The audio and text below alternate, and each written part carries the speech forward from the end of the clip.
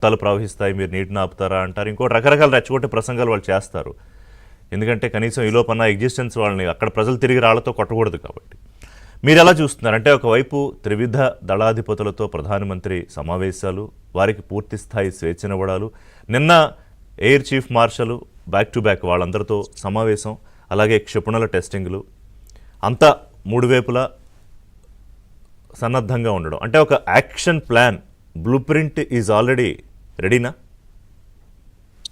అలానే అనుకోవాలండి. అంటే ఒక బ్లూ ప్రింట్ తయారు చేయడం జరుగుతోంది. మనం గమనించాల్సింది ఏంటంటే, పాకిస్తాన్ చాలా పెద్ద ఎత్తున ప్రిపరేషన్ తో పెహల్గాం టెర్రర్ అటాక్ చేసిందండి. మీరు గమనించినట్టయితే ఉరీ అటాక్స్ తర్వాత, బాల్కోట్ ఎయిర్ స్ట్రైక్స్ తర్వాత, కొంత గ్యాప్ తర్వాత మళ్ళీ పాకిస్తాన్ ఒక టెర్రరిజం అటాక్ స్టార్ట్ చేసింది. దానికి పూర్తిగా సన్నద్ధమైంది. మనం పాకిస్తాన్ చేస్తున్న ప్రతి చర్యల్లో మనం చాలా చూస్తున్నాము, ఒక ప్యాటర్న్ చూస్తున్నాము. ఉదాహరణకి ట్రూప్స్ ని లైన్ ఆఫ్ కంట్రోల్ దగ్గరికి, మిగతా చోట్లకి చాలా పెద్ద ఎత్తున జరపడం జరుగుతోంది. అంతేకాదు లాహోర్ లాంటి సిటీల్లో అక్కడ సివిలియన్ ఏరియాస్ లో ఆర్టిలరీ యూనిట్స్ పెట్టినట్టు వార్తలు వస్తున్నాయి. తర్వాత అంటే మనం ప్రతిస్పందిస్తే సివిలియన్స్ పోతే కనుక వాళ్ళని ఇంటర్నేషనల్ గా మనని బద్నాం చేయడానికి ఇట్లాంటివి స్టెప్స్ తీసుకోవడం జరుగుతుంది. అలానే మీరు చూసినట్టయితే ఆయిల్ రిసోర్సెస్, ఎనర్జీ రిసోర్సెస్ లేవని మనకు తెలుసు, కానీ వాళ్ళు ఆల్రెడీ స్టాక్ పైల్ చేసి పెట్టుకున్నారట. అలానే వివిధ ముస్లిం కంట్రీస్ తో పెద్ద ఎత్తున రిలేషన్షిప్స్ బిల్డ్ చేసుకోవడానికి ట్రై చేస్తోంది. ఉదాహరణకి టర్కీతో పెద్ద ఎత్తున మాట్లాడటం జరిగింది. అలానే అజర్బైజాన్, ఈ మధ్య టర్కీ నేవల్ షిప్స్ కూడా కరాచీకి రావటం జరిగింది. అంటే దానిలో ఒక మనం గమనించాల్సింది ఏంటంటే అండి, రేపు పొద్దున మనం లేదా ఇవాళ రేపు కనుక నేవల్ బ్లాకేడ్ అనో, నేవల్ అటాక్స్ వచ్చేస్తే అక్కడ టర్కీ షిప్స్ ఉంటాయి, చైనీస్ షిప్స్ ఆల్రెడీ ఉన్నాయా లేదా మనకి తెలియదు, నేవల్ సబ్మెరీన్స్ ఉన్నాయా లేదా తెలియదు. అటువంటి తరుణంలో పొరపాటున వాటికి తగిలితే ఇది ఇంకా పెద్ద గొడవ అవుతుంది. సో వ్యూహాత్మకంగా టర్కీ నుంచి షిప్స్ తెప్పించి ఇదేమీ లేదు, మేము ముందే అనుకున్నాం అని చెప్పడం జరిగింది. ఇంకొక ముఖ్య పాయింట్ మనం గమనించాల్సింది ఏంటంటే, ఈ సంవత్సరం యుఎన్ సెక్యూరిటీ కౌన్సిల్లో పాకిస్తాన్ నాన్ పర్మనెంట్ మెంబర్ గా ఉందండి. సో యుఎన్ సెక్యూరిటీ కౌన్సిల్లో ఏ చర్చ జరిగినా పాకిస్తాన్ టేబుల్ మీద ఉంటుంది, మనం లేము. పాకిస్తాన్ అండగా చైనా ఉంది, మనం లేము. సో ఇవన్నీ చూసుకుని చాలా వ్యూహాత్మకంగా వాళ్ళు చేశారు. మనం కూడా పెద్ద ఎత్తున వ్యూహాత్మకంగానే రెస్పాండ్ అవుతున్నాము.